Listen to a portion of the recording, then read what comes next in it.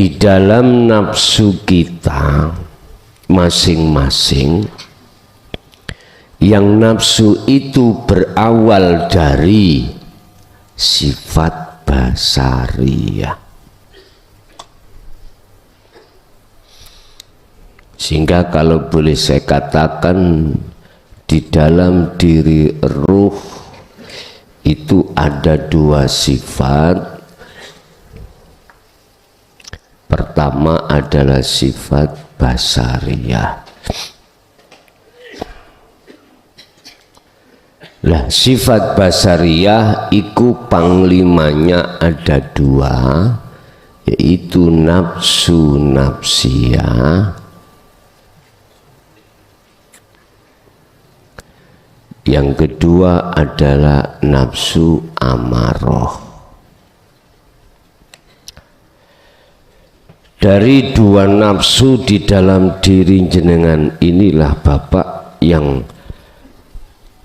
terkumpul di dalam sifat basariyah akan menciptakan karakter hati kita menjadi hati yang tidak berbudi luhur, alias hati yang menimbulkan sifat-sifat tercela. Cara kerja nafsu nafsiyah dan amaroh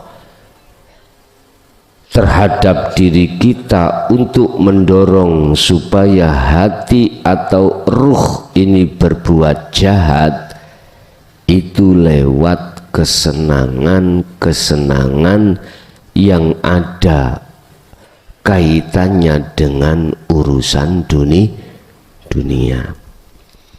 Ya ini loh Pak yang dimaksud nafsu iblis dulu itu, yang berikrar di hadapan Allah untuk menjadikan Adam dan anak putu Adam memungsuhi Allah,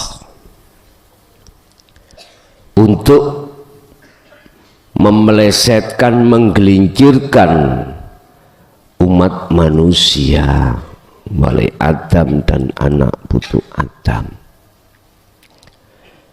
Semuanya akan tergelincir kecuali di dalam diri ada sifat yang kedua yang disebut sifat basiroh. Kecuali sifat basiroh di dalam diri Anda itu fungsi on, bukan off, on. Sebab di dalam sifat basiroh ini ada dua nafsu. Satu nafsu lawwamah, kedua nafsu mutmainnah. Mutmainnah. Sebelum kita bahas nafsu atau sifat basiroh, sifat basariyah terlebih dulu, kita sejarah ya, mengapa kita harus selalu lalai pada Allah? Karena sifat basariyah kita yang ada di dalam diri kita itu liar. Dia selalu dapat bagian wayah ketika saat sholat mengaku aku yang sholat, berarti nafsu dapat bagian. Bahkan seluruh aktivitas apapun akan kita akui. Kalau kita yang bisa ini, kita yang kaya, kita yang alim, kita yang lebih baik daripada orang lain, kita yang ibadah, itu berarti nafsu dapat bagian. Nafsu nafsiyah dan amaroh dapat bagian. Istilah anak dapat makan. Sudah makannya tercukupi,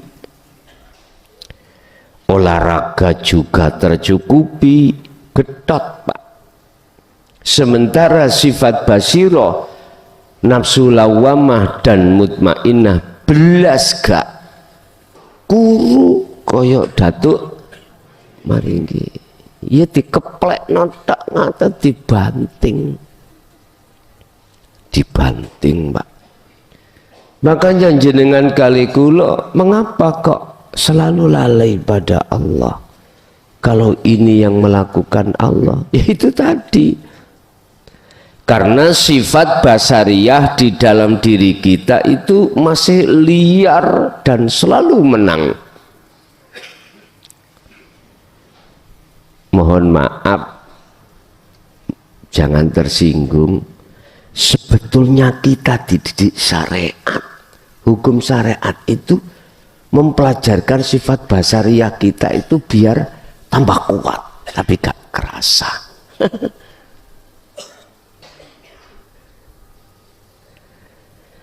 Segala hal apa bentuk ilmu dhahiriyah itu mendidik kita supaya kita mengakui.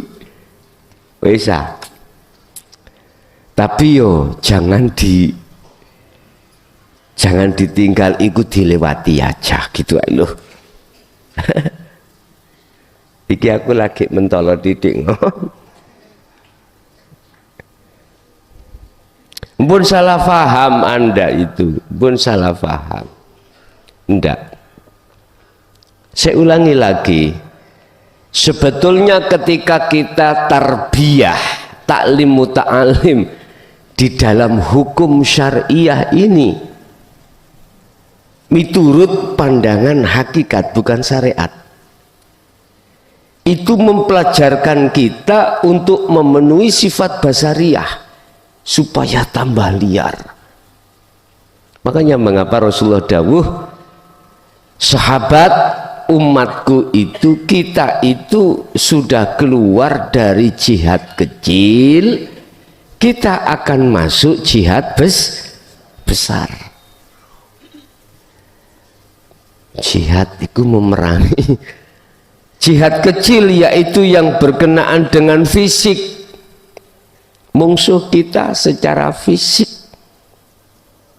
Lah, yang jihad besar pada umatku nanti yaitu melawan hawa nafsu. Ya ini jawabannya. Sehingga jangan heran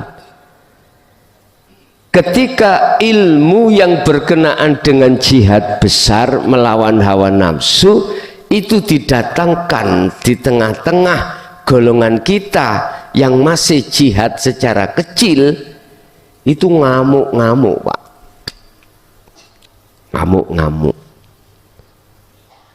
Apalagi al-malak, para pemimpin-pemimpin. Loh, ojo mangkel jenengan, jane iya. Memang iya. Kita yang alim ilmu dhahir terdiri dari ilmu Al-Qur'an, ilmu As-Sunnah, ilmu balaghah, ilmu mantek, ilmu fikih, ilmu apapun urusan dhahiriyah. Kalau boleh saya katakan, sebetulnya ini mendidik rohaniyah kita untuk ngaku-ngaku. Dan gak apa-apa, ini proses kita memang keingkaran rohaniyah pada Allah. Supaya apa toh Pak? Supaya nanti jenengan ini ketika saat di dunia ini loh, berlaku hukum-hukum syariah itu menjadi hakikat. Jadi biar berakhlak istimaiyah juga berakhlak ilahiyah. Jadi istimaiyahnya itu akan jadi fitrah. Akan jadi fitrah.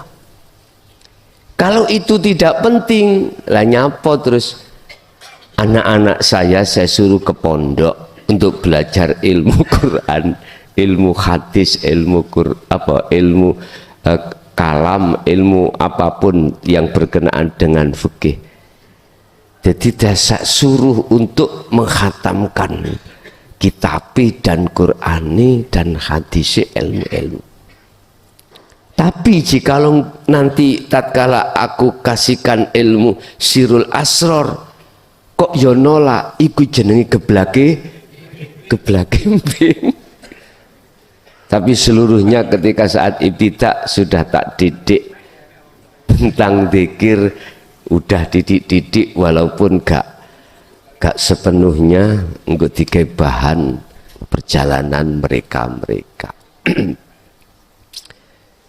Jadi dan ini juga ada dasarnya. Sebetulnya ilmu-ilmu secara zahir inilah yang dimaksud man aradad dunya fa'alaihi bi ilmin. Jikalau pingin sukses duniamu ini harus dengan ilmu ini, ilmu zahiriyah. Ilmu syar'iyah ini loh Pak. Tapi waman aradal akhirah, jikalau kau pingin sukses akhiratmu ya bi ilmin, nganggo ilmu ini. Jadi nanti tatkala sudah masuk di dalam pendidikan ruhaniyah, bersuci secara hakikiyah, dia itu memahamkan bersuci secara jasmaniyah menjadi hakikiyah. Masalah yang dihadapi di manusia umum. Kalau tidak dibekali dengan umum, nggih mohon maaf Pak, ditolak. Wong saya sendiri aja berdasarkan tentang masalah syariah, dasari hujai Quran akeh sing melayu kok. Apalagi jenengan iku menyampaikan tanpa syariat. Tambah tidak hanya Melayu, apa? Betul harit tambahan. Romo-romo kita pada saat ini menyampaikan, umpama dulu menyampaikan berani tanpa syariat, dia langsung digujengi MUI Pak, dipedot gulune lah, ngoten nggih, sesat. Jangankan yang seperti itu, kita aja yang ada mukobalah referensi hujah Quran ditolak kok, apalagi yang tidak. Nah, untuk mempersiapkan generasi-generasi itu, diawalilah anak-anak kita tentang pendidikan ilmu zahir, lalu diberikan pendidikan ilmu batin. Yang banyak itu ketika saat dididik ilmu tentang zahir, ilmu batinnya gak dikasihkan. Wah ini sing bahaya, ini sing bahaya. Makanya pas jenenge Jaya Baru itu di situ. Jaya tentang ilmu pada Allah, baru perkara yang baru datang berarti ilmu tentang hukum-hukum syariat. Ya sudah. Makanya ada yang bertanya, pondok kok namanya Jaya? Ya nek PO bis. Jenengan boten ngertos nyene sejarah kisah ini kok mendapat nama Jaya Baru itu gimana? Nggih nek Padepokan Jaya Baru, PO bis. Sedikit memang ada kisah Pak terkait nama pondok ini. Sebetulnya Miftahul Ulum itu pemberian beliau Mbah Fakih waktu ning Kediri nih kondisi. Asine nggih dapati iku Jaya Baru. Lah kleresan kula niki tengene Sunan Muria. Ketepatan saya ke Sunan Muria, bis yang kutumpangi PO Jaya Baru.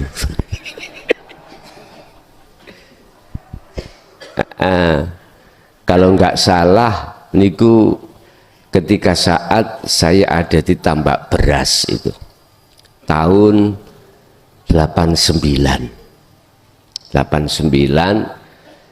itu kok yo simbah Sunan Muria kok dikongkon gawe pondok Jaya Baru. Kula nggih kaget lho, bis kula sing tak tumpahi Jaya Baru. Disitulah akhirnya Bingung wis mosok se pondok iku Jaya Baru. Akhirnya kalau taskehkan tahun 90 itu di Mbah Fakih As'ari.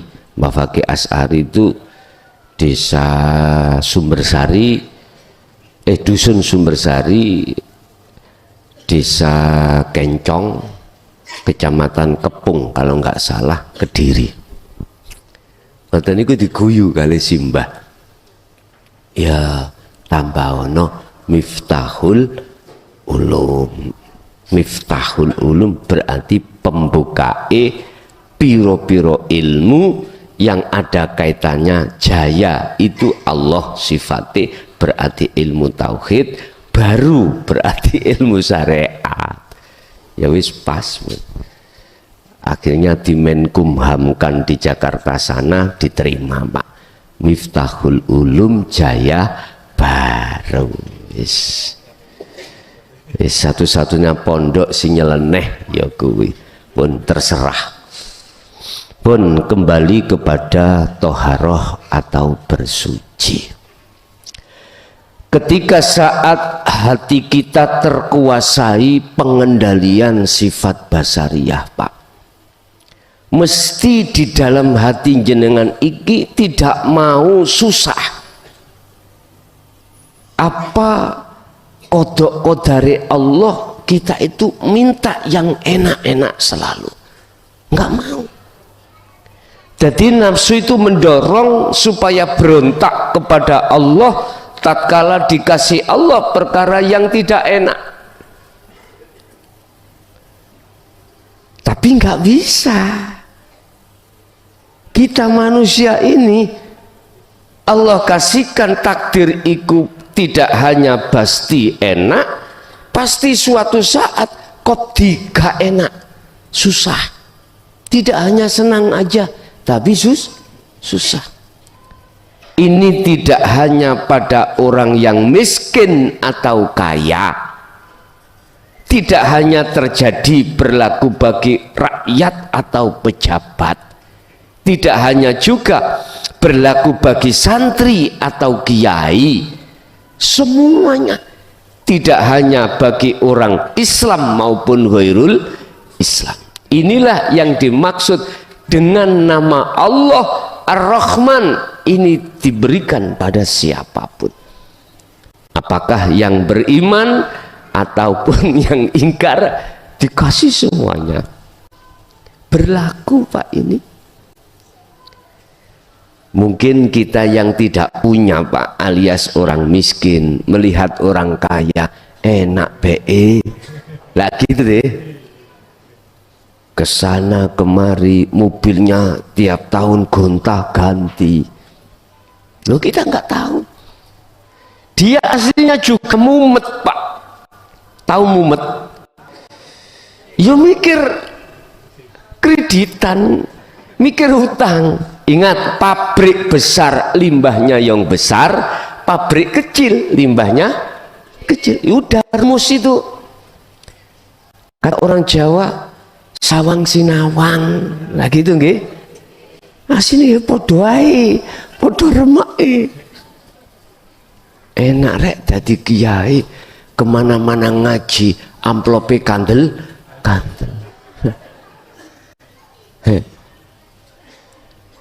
Mungkin kita melihat penak. Sampeyan tanya sing ngelakoni enak aji, nak ndasmu ngono. Ini suwe gak iso nutuk ngene kok. Kelayapan ae, kelayapan. Gak tahu sapa omah. Gak pernah makan rumah, makan di jalan-jalan itu. Lu aslinya beliau-beliau itu kalau, mohon maaf ya, kalau hatinya itu memang betul-betul sifat basirohnya itu hidup, beda. Bapak Ibu, kita melihat orang yang pengusaha kemana-mana itu genatuan, setil, dasian, jangan dikira dia juga tidak dihadapkan Allah perkara nggak enak. Suatu saat pasti. Justru siapapun kita tatkala terkuasai sifat basariyah, mohon maaf, Anda terima atau enggak terserah. Yang sugih malah sugihe iku menutupi hati pada Allah, sing alim nutupi alime pada Allah, sing ahli ibadah nutupi ahli ibadahi pada yahjubuhum bi amwalihim bi ulumihim bi ibadatihim. Ini tak percaya, oke, kita urai sama-sama, tapi ojo mangkel lo ya, ojo mangkel, jangan marah. Memang iki rumus yang terjadi yang tidak bisa kita tutup-tutupi, sebab innallaha ya'lamu ma fis sudur. Tutupono bagaimana hatimu, isinya dalam hatimu tetap diketahui oleh Allah. Gini, umpama saya, bukan jenengan, saya aja. Saya ketepatan orang kayanya orang kaya, sekaya-kayanya orang yang kaya masih kaya saya. Lihat pabrik sak Mojokerto wae siapa? Yus anggepen umpomo weku ngene lho Pak ya. Umpomo. Urusan bisnis niku semua PO Jaya umpomo. Sampean kayak umpomo. Urusan bisnis di lini apapun, di lini kontraktor, di lini apa, tak kuasai semuanya. Umpomo. Loh, hatiku tidak akan puas Pak Bu dengan kemewahan yang diberikan Allah, nggak akan puas. Bisa-bisa ada kontraktor yang masuk tak sikat, bupati dalam pengendalian aku, yang bisa meloloskan tender harus kena aku. Wong saya orang terkaya di Mojo umpomo lah, iki wong ngelindur. Loh, tapi iki contoh mawon, contoh terhadap saya. Aku nggak mau nyuntuhkan pada yang lain. Justru keadaan saya tidak ada rasa puas diri dengan kemewahan yang Allah titipkan padaku. Justru itu hatiku tertutup dengan hal ini. Muncul sifat di dalam hati saya, muncul sifat yang jelek, hasudlah, riyaklah, takaburlah, pokoknya ingin menang sendiri, ingin menang sendiri. Iya, ada saudara kita pengusaha dari luar, saya berupaya untuk mengkat, jangan masuk, ini daerah kekuasaan saya. Kalau mereka tetap masuk perang toh Pak, perang, walaupun tidak perang fisik, perang tender. Dia berani berapa misalkan tender Yun Sewu, pemerintah kalau mengeluarkan tender itu mengambil yang termurah garapane terbagus, iku tender dari pemerintah. Mereka wani 100 juta, nah tak sikat.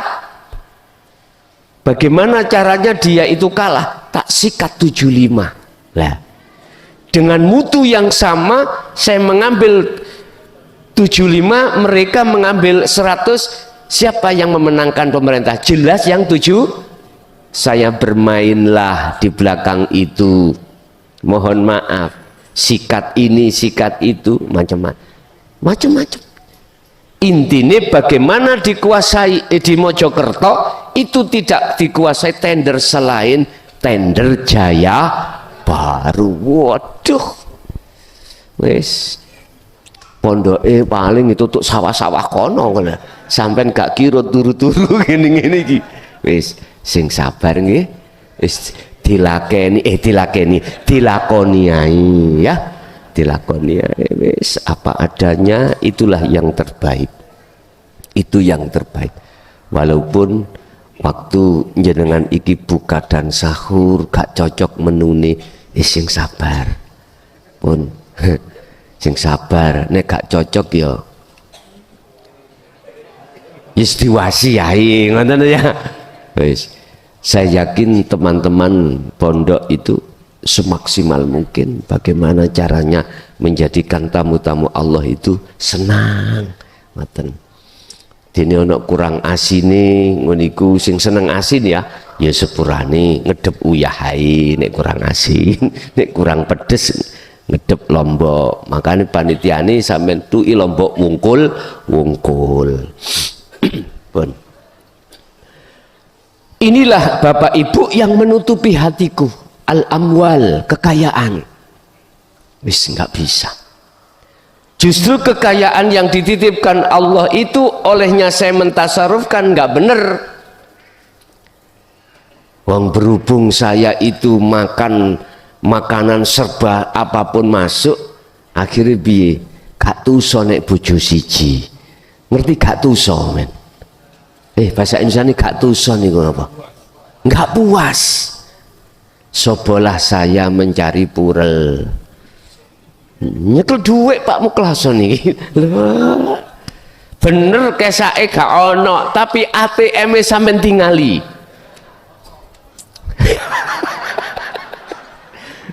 Turung-turung wis ngomong kosong ini. Nek umpama lho, mang umpama kok ngoten. Umpama ATM ku iku wis mboten hitungannya itu miliaran Pak, triliunan. Umpama lah nek triliunan kus lah kok pondok seng. Umpama saya ingin berbuat apapun itu suka-suka saya, apapun ku beli Pak, apapun ku beli, yang penting tujuan saya hasil. Nggak bisa cari purel sendiri, anak buah akeh lho Pak. Golekno sing body kaya uleg-uleg. Pinter anak buah. Nyun sewu ingkang kathah. Inilah akibat saya. Dan satu hal, saya pasti dilalaikan Allah tentang kematian. Itu pasti. Itu pasti Allah melalaikan saya. Kalau suatu saat kapanpun kematian akan datang, mesti lali Pak Nidi, mesti lali saya.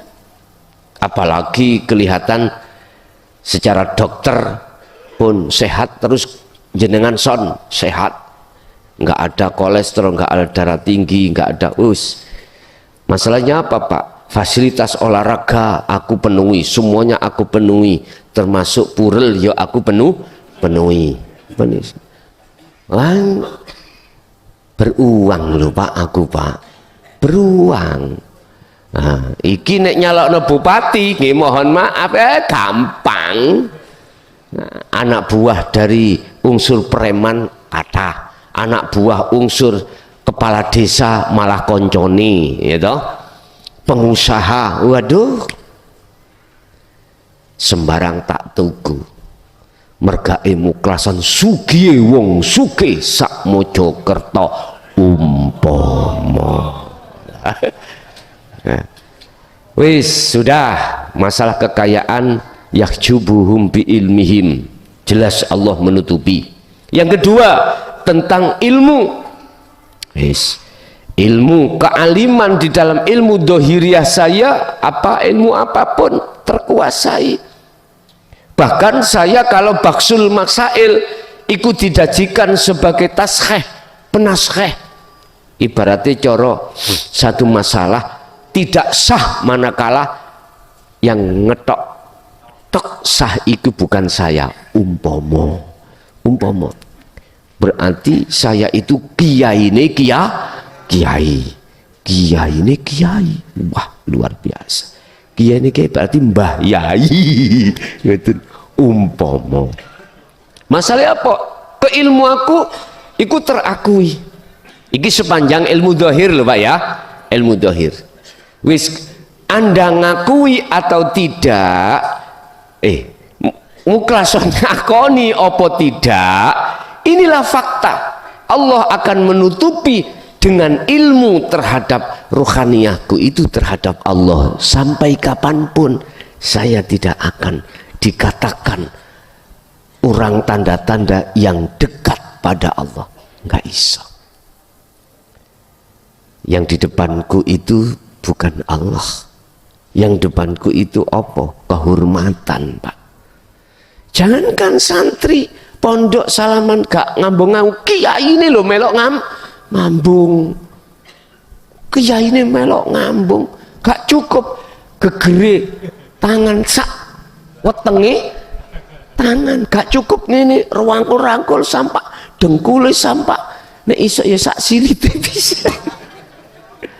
Allah ya Karim, kita diperbudak, Pak, diperbudak dengan hal itu. Bagaimana rasanya hati saya ketika kehormatan banyak yang menghormat. Ndase niki lho, Pak, mboten ukurane koplok niki mboten 6 rolas bahkan 100 ukurane saking gedene ndas. Allah ya Karim yahjubuhum bi ilmihim bi ulumihim, dengan ilmunya pasti saya akan dilalaikan Allah tentang kematian. Kui percaya gak percaya masih omahmu ngarepi kuburan tetap lalai. Yang ada di dalam hatiku adalah apa yang dikemas dan dihidangkan oleh nafsu nafsiyah dan amarah, dan pasti itu. Dan itu pasti. Udah, sekarang yang ketiga adalah al-ubad, ahli ibadah. Tapi secara syariat saja. Wis ta jenengan ojo mangkel dhisik, tak contohno kula mawon. Bila mana saya sebagai orang ahli ibadah al-ubad secara syariah saja, otomatis kita tidak ngerti dengan toharoh secara hakikiyah di dalam kitab Ihya ini. Nggak ngerti.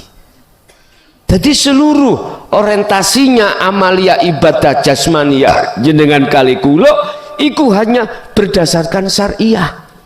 Pokoknya syarat rukun sahnya sholat sah, ya udah.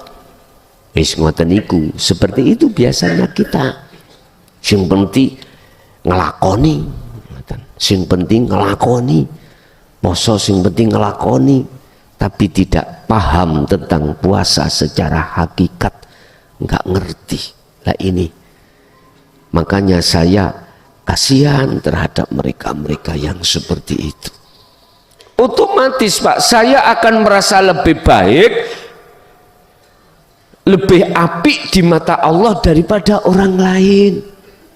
Iya, apalagi waktu-waktu puasa, ya kan ada warung separuh sikil lah, untuk apa? Gitu, tahu? Ada warung yang kelihatannya separuh sikil, hati ketok sikile separuh tok, lapo iku sikil, maksud bentuk wong mangan. Ya bapak iku wong golek mengkais rezeki. Jenengan ngomong ya bapak iku nek gak ono tauhid mboten saged. Nggih, nek ati sampeyan sifat basirohnya itu belum kuat, belum muncul, mboten saged. Mesti sampeyan amar ma'ruf nahi mungkar. Gitu ya. Pemerintah kalau nggak bisa, aku dengan instansiku kerautuk akhir daurat terjadi nggih. Pahlawan kesiangan bos awakmu iku. Amar ma'ruf nahi mungkar. Nggih. Ya napa? Nek cara bahasa jenengan wis tutut tekan Allah. Iya, sing ngono ya wis kama itu nggih. Nek kita masih lagi belajar, belum tutup keesaan Allah di dalam tatanan ilmu tauhid, muncul ngoten, Pak. Kadang-kadang kita itu gini, mohon maaf loh sekali lagi.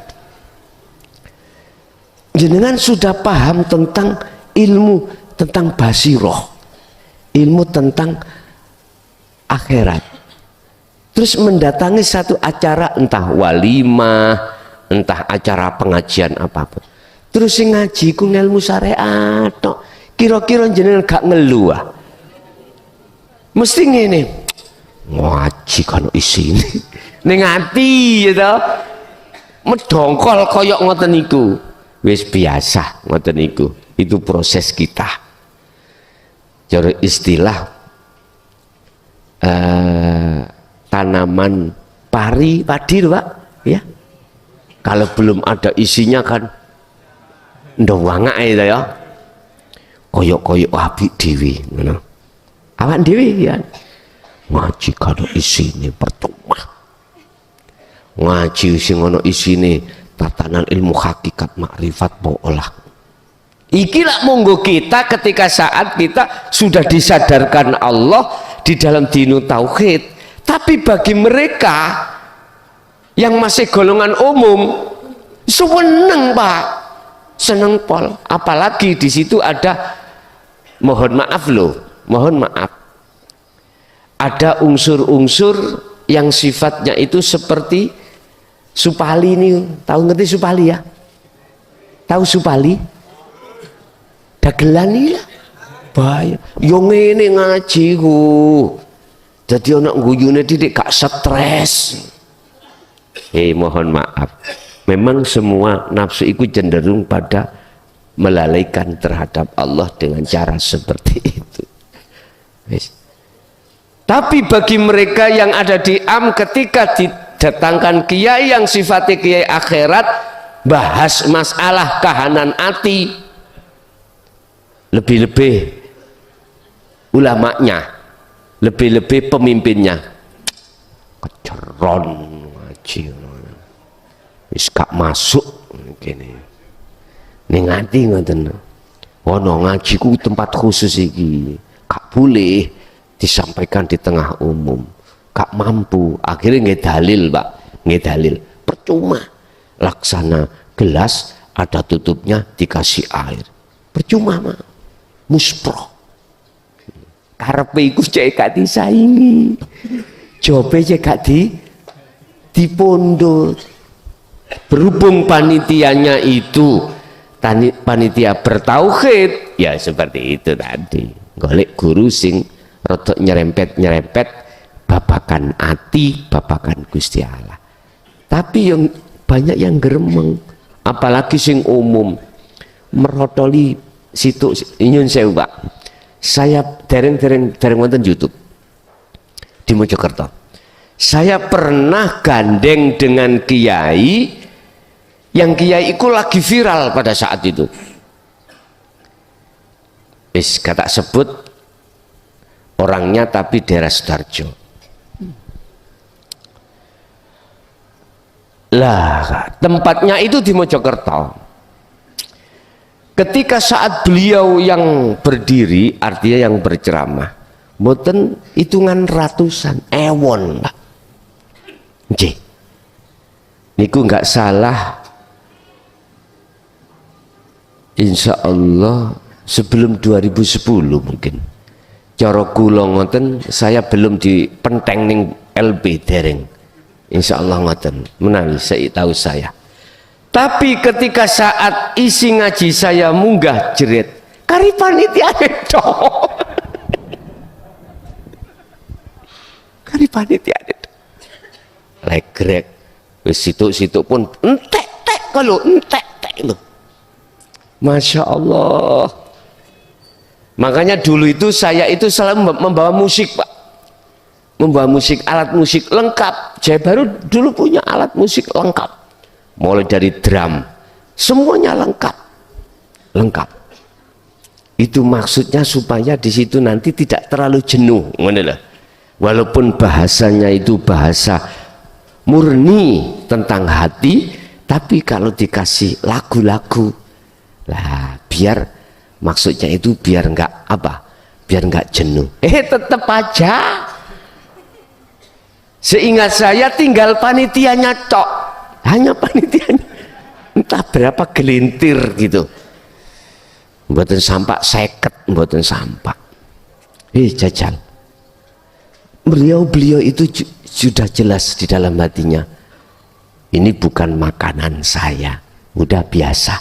Sama dengan kita, ketika saat kita proses untuk ilmu ini, sudah tahu kebenaran ilmu itu di mana, maka ketika saat ada yang memberikan tausiah tentang babakan ilmu kulit, jenengan mesti gerutu dalam hati, kalau isi ini biasa banget. Oke, ikut proses. Tapi coba nanti ketika saat ruhaniyah kita betul-betul sudah diletakkan Allah di musyahadah, tidak bisa bicara apa-apa jenengan. Oh iya, amar ma'ruf nahi mungkar secara syar'i di situ juga, di situ ada siapa yang tidak nahi mungkar, ya siapa. Makanya dalam hadis tentang masalah berdakwah itu ada tingkat-tingkatan. Ada tingkatan dakwah itu seperti Sayyidina Umar, amar ma'ruf nahi mungkar. Apa? Dikandani lisan nggak kena, tangan besi yang berjalan. Nah, lihat apa? Ini dakwah memakai tangan besi kasar, gak cocok sapu, gak cocok sapu. Loh, itu dakwah tingkat pertama. Tingkat kedua, nyapu gak bisa karena tidak punya kekuatan, bilisan, dengan lisan dikandani, Pak poso-poso ojo buka warung, poso-poso ngandani tok. Ada lagi dakwah yang nomor 3, apa? Ngomong gak kuat. Terus yang pertama tadi yo gak kuat, gak ada kekuatan untuk melakukan hal itu. Terakhir bidu'a, didungakno. Lah iki maksudnya apa? Didungakno ben sadar cek gak buka warung separuh sikil separuh kaki. Didungakno. Orangnya ya tidak didatangi, ndak, didungakno. Ya Allah, berilah hidayah terhadap beliau-beliau itu supaya tidak jualan pada waktu masa-masa puasa. Itu lemah-lemahnya dakwah, itu ada di situ. Wis. Iki maksudnya nopo? Ada maksud apa Allah melakukan hal seperti ini? Secara syar'i memang yaitu secara hakiki yang mereka tidak mengerti. Tidak mengerti. Nah, kalau kita ambil dari sisi hakikiyahnya, nggih ngapunten ingkang kathah. Amar ma'ruf yang nahi mungkar tadi, mohon maaf karena ada kekuatan.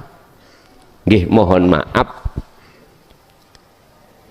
Punya kekuasaan. Umpama saya jadi kepala desa. Punya kekuatan. Makanya ahli tahqiq itu menurut pandangan saya wajib jadi pemimpin, wajib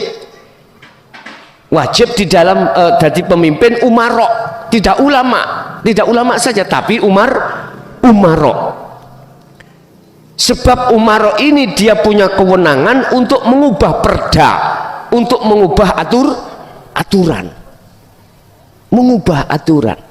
Seperti di sini Pak, di Sumber Tebu, sopo sing nyenengi bojone tonggo iku langsung tak gaekno surat, tak usir teko desa kalau sudah melakukan perbuatan berzina.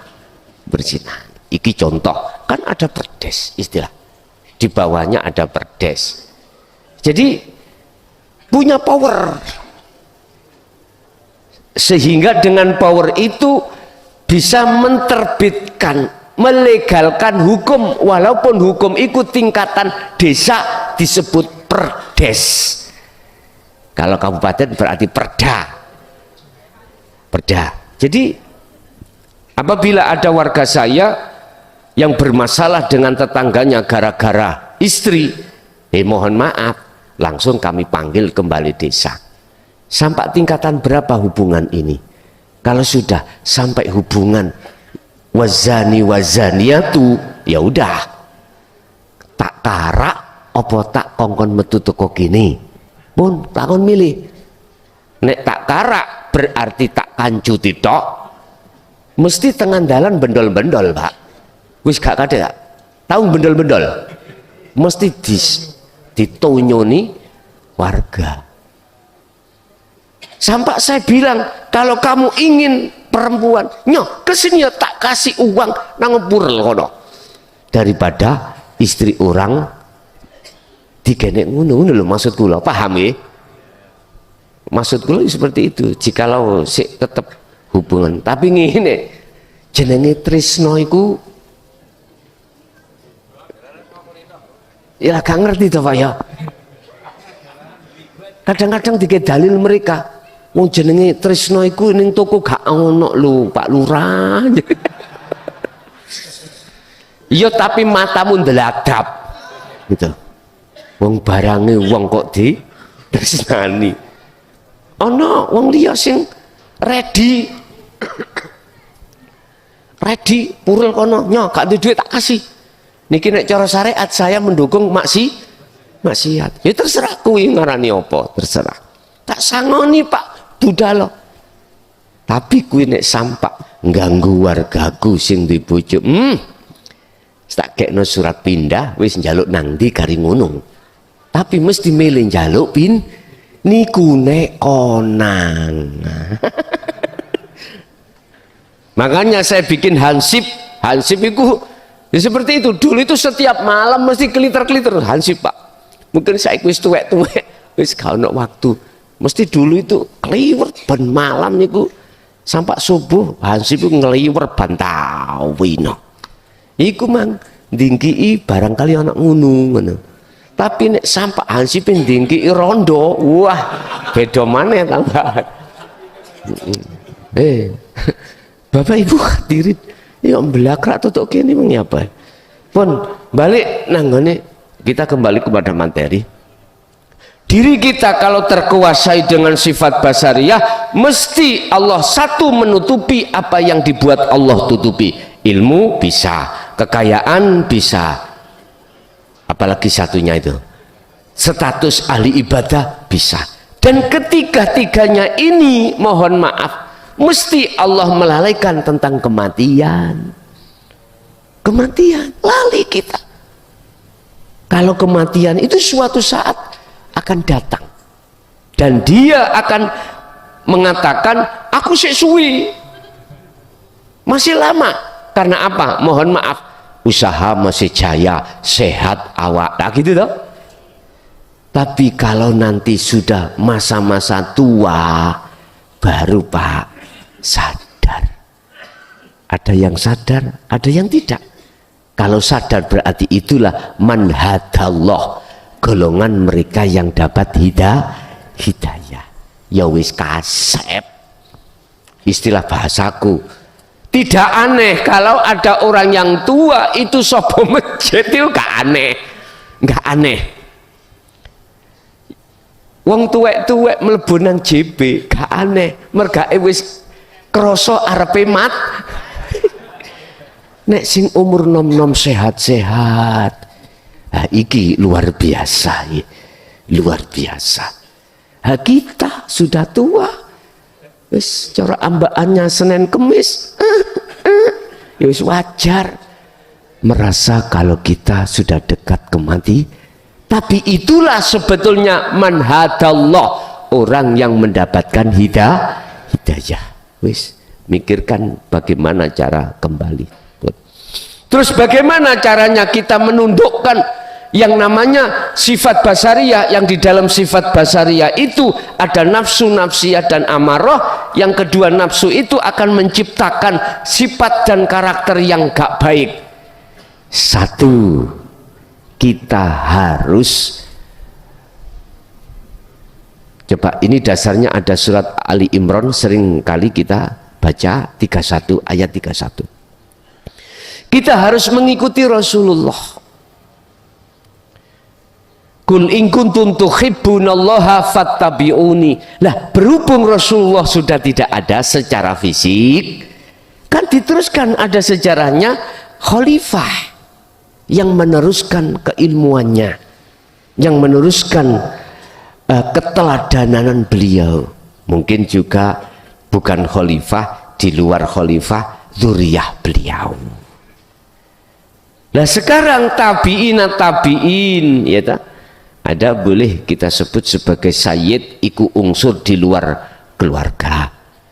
Kalau masuk di habaib berarti unsur nasab. Kalau sayyid berarti sahabat khalifah itu pun.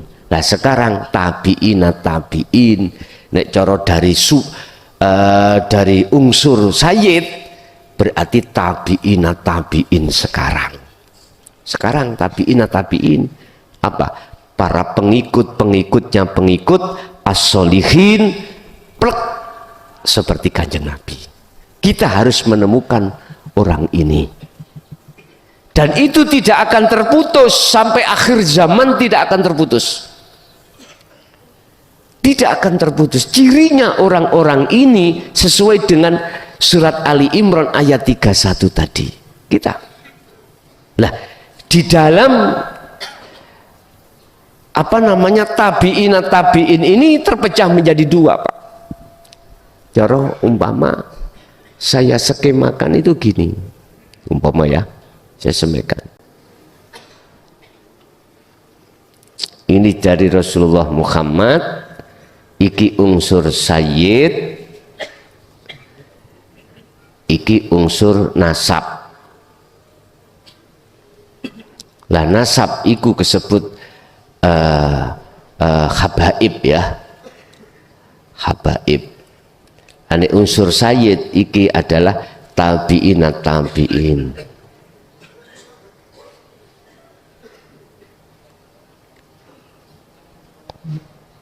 Lah tabi'in itu terbagi menjadi dua. Ada yang as-solihin, ada yang ada sing ghairus solihin. Niki Pak, ghairus solihin. Sing ghairus solihin iki hanya ngebabkan mengajarkan ilmu syariat saja. Sing as-solihin sampai hakikat ma'rifat. Istilah bahasa ulama kemarin kita bahas, ada ulama dunia, ada ulama akhirat. Sampai harus menemukan as-solihin ini, Pak. Harus menemukan ulama akhirat. Cirinya orang ini adalah ketika saat beliau berkalam datang jenengan, mesti narik hati sampai datang Allah.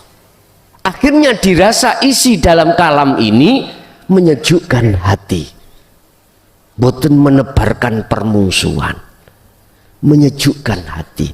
Urusan fisiknya mereka itu tidak mesti punya pondok, enggak, tidak mesti kemana-mana kajian ini ki ora, boten, tidak mesti sarungan, boten. Beliau itu bisa jadi tukang parkir, bisa jadi beliau itu coro kerjanya itu kang rosokan, pemulung. Jadi Allah meletakkan para kekasihnya as-solihin ini, Bapak Ibu, kadang jadi pedagang, jadi petani, bahkan bisa jadi Allah meletakkan kekasihnya itu miturut orang lain itu orang yang paling welek, orang yang paling asor, nggak punya derajat sama sekali. Bisa jadi ini kekasih Allah. Kalau boleh saya katakan, jenengan dimasukkan di wadah kapalnya Nabi Nuh, inilah calon-calon kekasih. Tinggal jenengan ini nanti mau meneruskan amalia kholwat apa ndak. Ilmunya sudah disampaikan, tinggal jenengan nanti mau melaksanakan ilmu atau tidak. Makanya Kak, boleh saya katakan jenengan masuk di dalam kapalnya Nabi Nuh. Kalau ngomong kapal itu hakikatnya jenengan iki dibimtek Allah, terus dijadikan sebagai utusan-utusan Allah untuk menyampaikan dinut tauhid. Tergantung nanti Allah membikin ahli jenengan itu hanya anak istri, ahli jenengan apakah sampai seluruh umat. Karena dengan ilmu inilah yang tidak akan pernah menyalahkan terhadap pendapat orang lain. Karena sibuk hatimu melihat Allahnya, bukan melihat fisiknya yang dijadikan Allah sebagai apa, lapangan atau dohiriahnya. Enggak. Ini kalau betul-betul sudah ilmu amal istiqomah itu rapat. Yes. As-solihin pertama kita harus dapatkan ini. Akhirnya kita diajarkanlah tentang ilmu ketuhanan. Setelah ilmu itu ketuhanan kita dapatkan, dianggap cukup oleh guru-guru kita akhirat ini, Bapak. Mesti guru-guru akhirat kita akan memerintahkan terhadap kita untuk melakukan kholwat. Itu pasti. Nah, ketika berjalannya waktu kita itu melaksanakan kholwat, maka hakikatnya itulah kita akan kembali kepada di atas. Kita akan menjinakkan sifat basariyah ini. Otomatis dengan bekal ilmu amal istiqomah itu akan melahirkan, membangunkan sifat basiroh di dalam diri Anda. Akhirnya di dalam sifat basiroh ada nafsu lawamah yang lama tertidur, mutmainah yang lama tertidur. Guru mereka itu la yamutu wala ya mati yo gak mati, urip yo gak urip. Didelok iku sik ketip-ketip, didolit gak iso obah. Ya iki mati gak mati, urip gak nanggung ngeten iki, Pak. Akhirnya ketika dikasih makan, dikasih asupan apapun kebutuhan yaitu ilmu amal istiqomah, mereka berdua bangun, Pak, membentuk otot, membentuk apa. Intinya lawamah itu dalam hati jenengan sadar kalau kita itu selama ini dolim pada Allah. Udah. Ketika ilmu itu diajarkan, jenengan akhirnya, oh inilah kebenaran. Akhirnya sampai iku persneling. Oh bener, persneling ini. Pindah persneling nih loh. Pindah gigi. Yang tadinya jenengan tekun ilmu syariah, sekarang boten tekun ilmu hakikat. Karena ini yang asupan mereka butuhkan lawamah. Ketika lama kelamaan akhirnya ada kesadaran dalam hati kita bahwasanya kita yang katanya ibadah dulu macam-macam, Masya Allah, dolim kita. Makanya subhanaka inni kuntu minak dolimin iki muncul dari tauhid la ilaha illa anta. Gak ada huwa terus Allah di situ ditutup, dolimin nggak ada, hanya anta saja. Lawamah jenengan bangun, bentuk lawamah jenengan bangun, terbentuklah otot-otot. Bentuknya jenengan ini ada kesadaran bahwasanya kita selama ini berbuat dolim, berbuat syirik pada Allah. Syirik khafi akhirnya ketahuan, akhirnya jenengan merasa kalau Allah itu dekat. Wis. Diturut surat Al-Ankabut ayat 69, orang kalau sudah hatinya seperti itu mesti dibimbing Allah, dibimbing Allah sampai ana la ilaha illa ana, sampai bertemu terhadap Allah. Di situ Al-Ankabut 69 selalu Allah memberikan petunjuk. Nah, disitulah akhirnya Allah mengundang, ya ayyatuhan nafsul mutmainnah irji ila rabbiki radiyatan mardiyah. Di situ, wahai jiwa yang tenang, lawamah mutmainah sampai otomatis tangi, Pak. Lah wis sudah kuat, bangun. Akhirnya nafsiyah dengan amarah berhubung tidak begitu banyak dapat asupan, otomatis kekuatan turun. Lawamah mutmainah yang masuk di dalam sifat basyirah ini selalu dapat asupan. Allahu Akbar. Hati sampean gak merasa diri Anda yang melakukan, tapi hidup dalam diri jenengan Allah pun basyirah, lemu, otot berotot. Basariyah saya suwe lama kelamaan saya kuru. Mengapa mutmainah itu dipanggil Allah? Sebetulnya itu di dalam nafsiyah lawamah mutmainah itu ada ruh. Disebut jiwa yang damai itu karena ruh ini Pak, ruh ini belum fitrah. Kok umpama sudah fitrah, gak mungkin roh itu disebut sebagai sebutan jiwa. Iya, kok umpama ruh ini sudah ke jannah, gak mungkin Allah perintah manggil. Oleh karena ruh ini masih kotor disebut jiwa, dan jiwa itu masih belum kembali kepada Allah, maka datanglah irji'i baliyo sirohi, nafsu yang tenang, ila rabbiki, maring pangeran ira. Berarti dawuh irji'i itu posisi roh yang masih kotor itu belum kembali kepada Allah. Kita yang posisi masih ilmu, ya tak? Masih dalam tarbiyah ilmu, ini disebut jiwa yang tenang. Artinya nafsu, artinya ruh yang belum fitrah. Nah, disinilah Pak, ketika saat ini perjalanan menuju bertemu Allah disebut jenengan iki mujahadatun nafsi, melumpuhkan dulu jenengan ini. Proses pelempuan peperangan terhadap nafsu berarti menjinakkan sifat basariyah. Kanjeng Nabi kalau ngendika tentang nafsu itu laksana kuda Pak.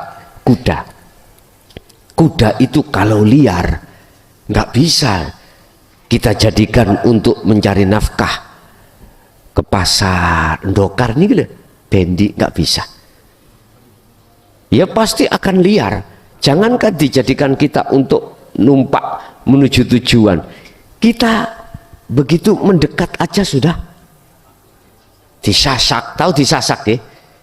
Dijak perang, digigit, belum lagi kita tumpai.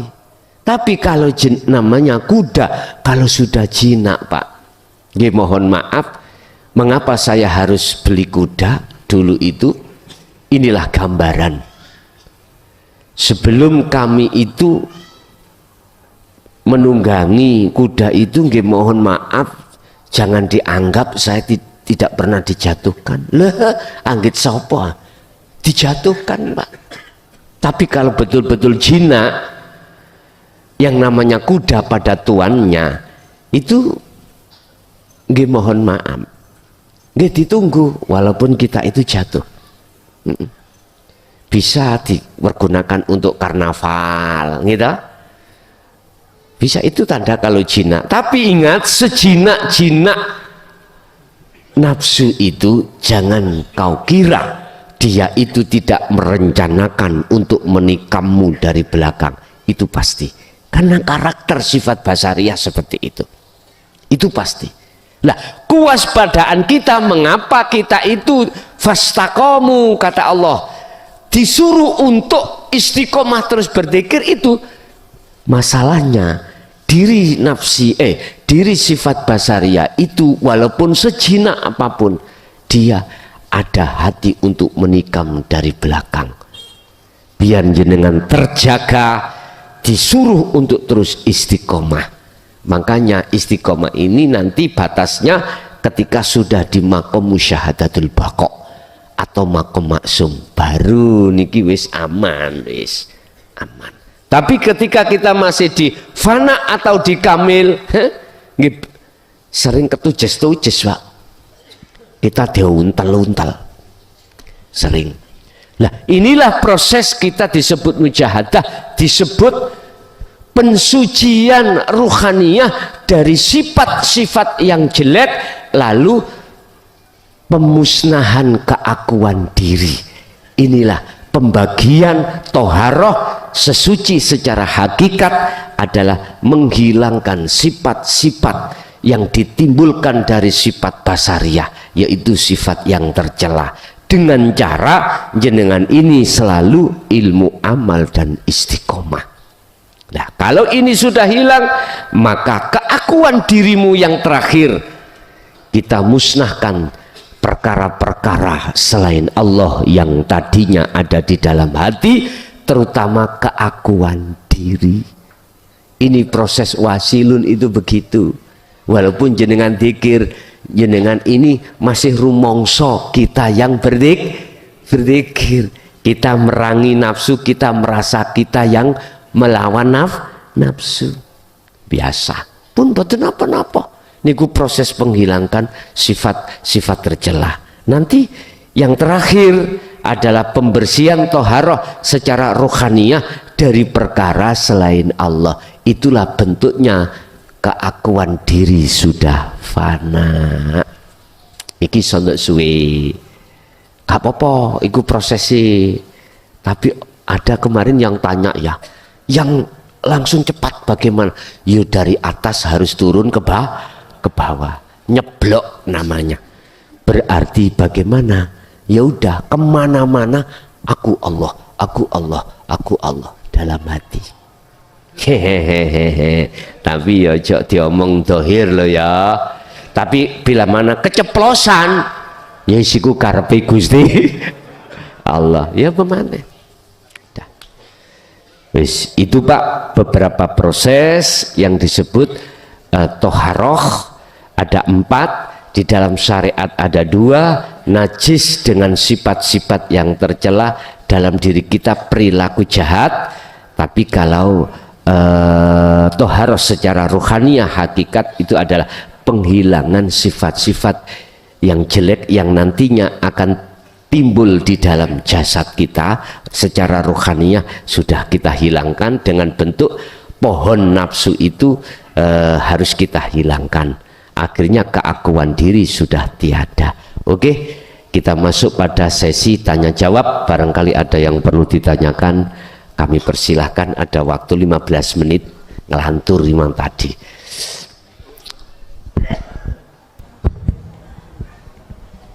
Assalamualaikum warahmatullahi wabarakatuh.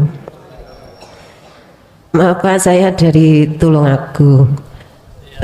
Beberapa sebelum pengenal apa ini? B. Dari mana Bu? Dari Tulungagung. Tulungagung. Iya. Sebelum mengenal pelajaran dari Gus, sebelum mengenal pelajaran di Gus itu kan pernah mendengar makalah begini, orang itu harus tahu jalan kembali. Itu membuat saya bingung kembalinya kemana gitu. Terus akhirnya secara tidak sengaja Allah mengirimkan YouTube panjenengan. Terus akhirnya bulan Muharram itu saya ikut secara live apa itu baiat secara live. Tapi ya belum tahu dasar-dasar, jadi ya setelah itu bagaimana saya belum bisa.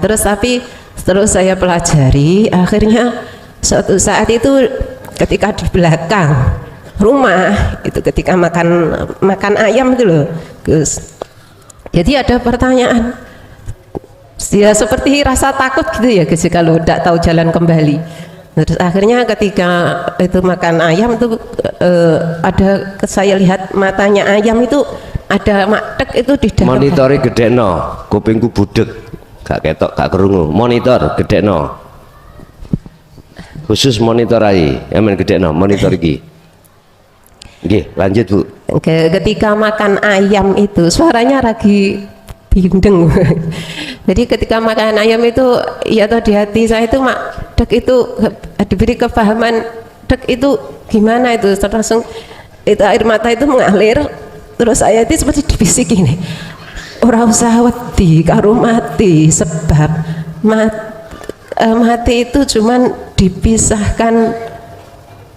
dipisahkan jasad dari roh dan kembalinya di sini, sebab panjenengan dawuhnya kan Allah ini gitu, pakai kesimpulan istilah, Ibu, ya. kesimpulan. Terus itu bisikan seperti itu benar apa salah gitu. Terus pertanyaan kedua, setelah itu ketika diberi kepahaman dari panjenengan itu, ketika mengajarkan kepada anak yang masih usia SMP itu tentang tauhid itu kok sulit, sebab bertentangan dengan keyakinan. Dengan kita itu bagaimana cara mensikapinya. Terus yang ketiga, kemarin di Beji, setelah saya sudah punya rencana ke sini di Beji kan panjenengan ke Beji itu sudah secara tidak sengaja itu ikut baiat lagi sama suami. Terus jelang beberapa hari itu saya itu sepertinya mau melakukan apa yang panjenengan itu mimpi Gus. Terus panjenengan itu hadir itu panjenengan memberi saya biting itu apa? Biting lidi. Itu jenengan nyuruh saya, ayo tancap ning kelambimu, terus akhirnya wes ndadak kena dek kudung ae ngono. Terus kalau tancap ning kudung itu ada artinya apa enggak ya? Apa cuman kembang mimpi? Cuman sama itu kepikiran terus gitu loh Gus. Terima kasih. Assalamualaikum warahmatullahi wabarakatuh. Waalaikumsalam warahmatullahi wabarakatuh. Apa yang dijelaskan di dalam syariat itu perpisahan ruh dengan jasad, ya, laksana seperti burung dikeluarkan dari sangkar. Apakah ya seperti itu? Secara hakikat bagaimana? Boleh. Tapi yang jelas, itulah lepas rasa iman keakuan dirimu atas segala hal apapun. Lepasnya keakuan di dalam dirimu sebagai hamba yang tadinya merasa meyakini aku yang gini, aku yang gini, aku olehnya gini sebab diginikan Allah, itu lepas. Jadi gak ada libatan orang sesuatu yang lain. Ini cara hakikat. Memang cara syariat laksana kalau di dalam penjelasan kitab-kitab yang lain seperti, mohon maaf, bahkan bicara tentang sakit, seperti sakitnya domba itu dikupas kulitnya secara hidup sakit dong ya, sakit. Sama dengan sakitnya Anda itu untuk tidak boleh mengakui kaya, mengakui pinter. Lepasnya itulah sebetulnya secara hakikat. Berat Pak, memang untuk tidak mengakui ku berat. Bagi siapa? Bagi kita yang sifat basyariah ini masih kuat. Tapi bagi jenengan yang sifat basyariahnya itu sudah agak lemah, bahkan yang kuat itu justru basiroh, mboten berat. Anda untuk mengatakan semua milik Allah dan prakteknya pembuktian itu diambil Allah, bagi kita yang masih kuat sifat basariah abot Pak, enggak terima, itu pasti. Tapi bagi jenengan yang sifat basariahnya sudah lemas dan sifat basirohnya itu sudah kuat, mudah alias tidak berat. Itulah laksana seperti ruh pisah dari jasad seperti itu. Nah, yang kedua, tentang anak, berhubung anak kita sudah kedoktrin dengan hukum-hukum zahiriyah, semuanya sulit Pak. Semuanya nggak semata-mata langsung bisa nerima, nggak bisa. Itu nanti ada waktunya sendiri. Allah mengatakan bahwasanya dia nanti jikalau sami'na wa ata'na, ya nanti itulah waktu-waktu dia akan bisa memahami, akan dibukakan pintu hidayahnya terhadap anak-anak kita. Kalau jenengan tanya bagaimana caranya, tak jawab secara caranya. Kalau gelas itu tadi ada tutupnya, ya bukaan tutupi, airnya biar bisa ya itu kalau saya tanya caranya. Padahal yang membuka KB itu yaitu Allah. Kita itu hanya sarana Pak, sarana aja. Terus yang terakhir, kok ono beting nyujes nang kudung, apa itu artinya? Beting iku lah dom niku toh, kados dom niku toh, sing digawe nyujes nang gone godhong itu lah disebut beting. Bukan yang damel sunduk sate, bukan ya? Oh, mestinya itu dibuat nyunduk nang godhong, lala pokok disunduk nang kodong, gak keliru tah iku. Nggih, mohon maaf Pak nggih. Ngapunten ingkang kathah. Memang sifat jaiznya Allah itu begitu. Kadang masuk di akal, kadang tidak masuk di akal. Dan ini pasti terjadi. Pasti terjadi. Mestinya beting itu digodong. Lah kok ditujes ke kudung, ya gak umum lah. Mestinya yang ditusuk nang kudung itu dom bundel gitu. Kok ya beting. Nyun sewu Pak. Memang kayaknya itu dom itu yang berjasa ketika saat kita ndondomi kudung bedah. Kayaknya dom itu yang berjasa. Tapi ketika dom itu meninggalkan kudung yang bedah, kita mengatakan sing berjasa adalah bolah. Nggih mboten? Padahal sesungguhnya ngapunten ingkang kathah, jikalau tidak ada dom yang mencarikan jalan, bisakah bolah sendiri untuk menjadikan bedah menjadi tidak bedah? Nggak bisa. Tapi ketika saat dom ini sudah meninggalkan hal ini, maka terkesan yang berjasa adalah bola. Nggih, mohon maaf sekali lagi, memang seakan-akan Pak, dalam pandangan hati yang belum sampai ditarik ke musyahadah, mengatakan saya yang memberikan tausiah. Tapi nantinya jenengan kalau sudah dimusyahadah, walah yang membimbing aku iku ya Allah, ya aku dewe, aku Allah. Paham ya? Wis.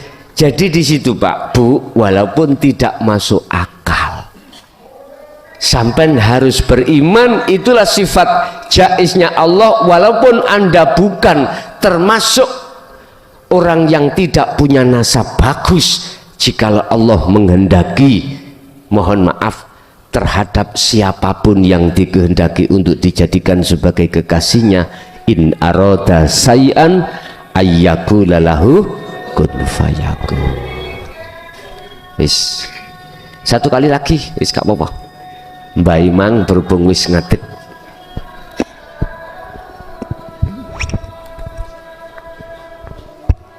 Bismillahirrahmanirrahim. Assalamualaikum warahmatullahi wabarakatuh. Waalaikumsalam warahmatullahi wabarakatuh. Mohon maaf sebelumnya Gus, saya selalu bertanya berdasarkan kebutuhan kami. Pertanyaan yang pertama berkait dengan materi yang kemarin, Dua itu, yang pertama saya insya Allah agak mengerti, cuma yang kedua wasyhadu anna Muhammadur Rasulullah, dan itu ya menjalur kepada kita manusia. Dan sampai-sampai Gus kemarin menunjukkan daun bunga yang di depan itu juga utusan begitu. Lah saya sampai dalam naluri pemikiran, kalau begitu segala tumbuh-tumbuhan ini juga utusan. Dan makna saya seperti batang mangga itu diutus untuk menyedot atau mengambil saripati bumi untuk buahnya mangga dan sebagainya. Begitu Bu Gustang yang kemarin.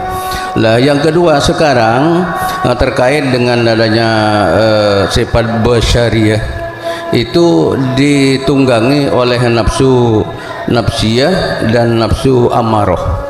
Itu yang mungkin kalau mungkin itu yang menunggangi juga perilaku orang ahli hijab.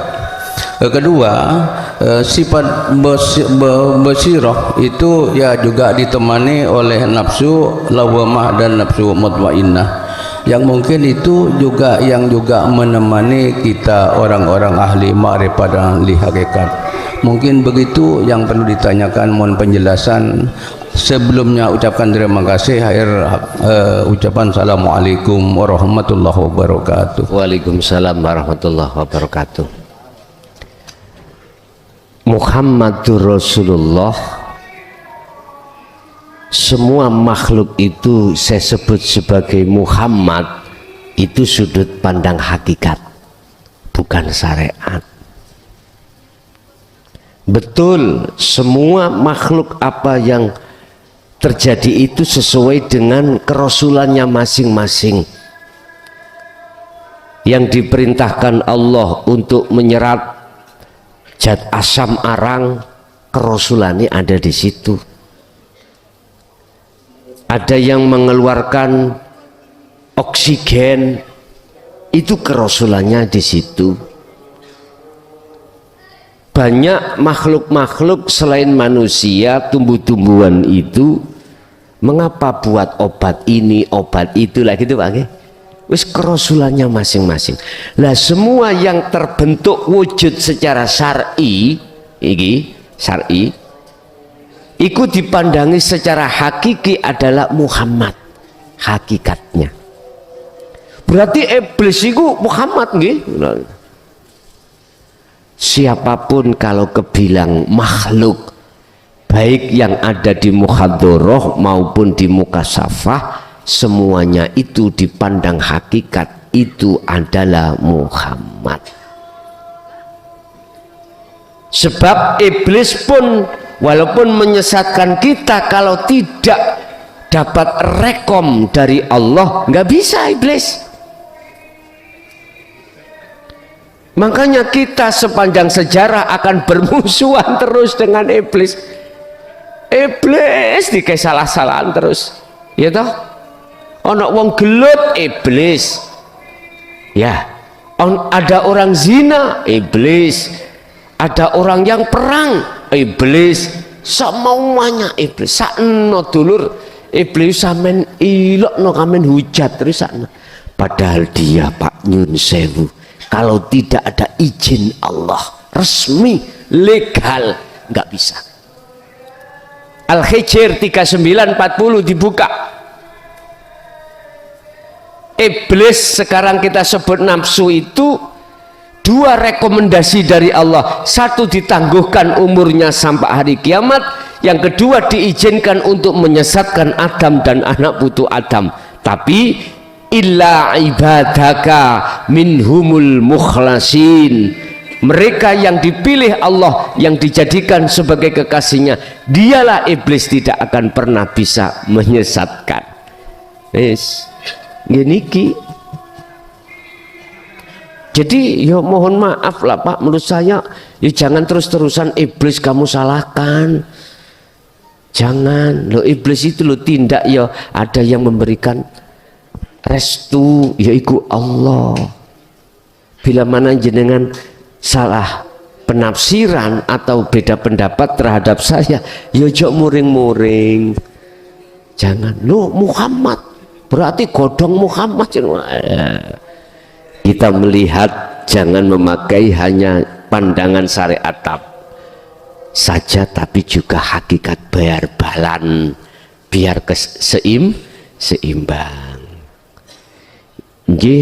Jadi yang sifat basariyah adalah di situ kelompoknya ahli hijab, basiroh adalah kelompoknya ahli suhud. Al-Fatihah.